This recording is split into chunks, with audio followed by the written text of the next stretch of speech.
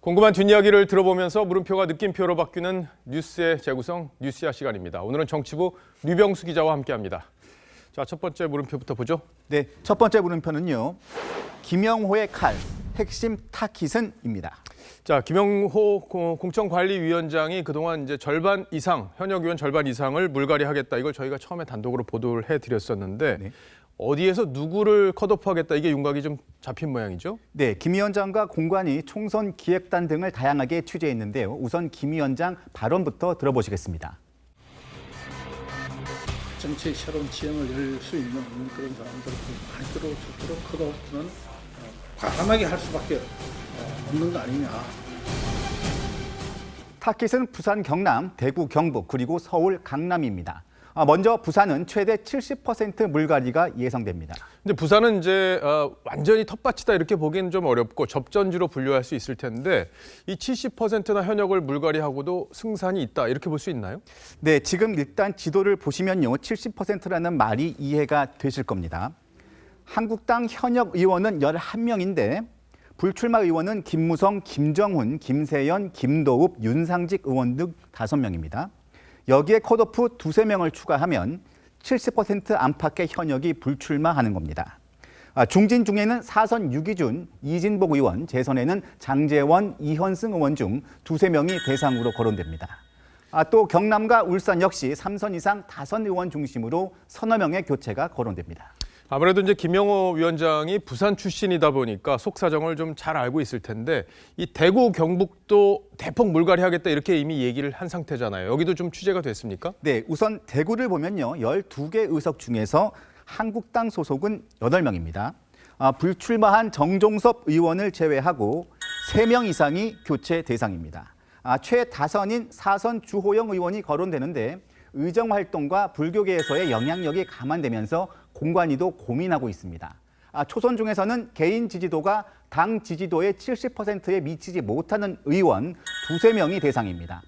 경북은 3선인 김광림, 강석호, 김재원 의원 중에서 2명 안팎, 초재선 8명 중에서는 고령이거나 의정활동 평가가 낮은 의원 순으로 4명 이상의 교체가 검토 중입니다. 예, 텃밭이라고 하면은 서울, 강남권도 이제 포함이 될 텐데 공관위 쪽에서 이제 강남도 싹 갈겠다 뭐 이런 얘기가 좀 나오고 있잖아요. 네, 강남 3구 지역구는 모두 컷오프 검토 지역입니다. 강남, 서초, 송파 등 8석 중에서 한국당 현역 의원 지역은 서초 을과 강남 갑 병, 송파 갑 4곳입니다. 공관위는 강남권에 영입한 인재들을 전략 공천할 계획입니다.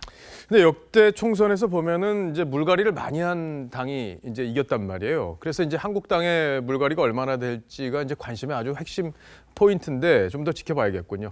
자, 첫 번째 물음표 정리를 해보죠. 네, 그래서 첫 번째 물음표 김영호의 칼 핵심 타깃은요. 텃밭 중진, 나 떨고 있니로 하겠습니다. 예, 떨고 있을 겁니다 아마. 예. 자, 다음 물음표로 가볼까요? 네, 두 번째 물음표입니다. 김의겸, 이해찬에게 공개 읍소입니다.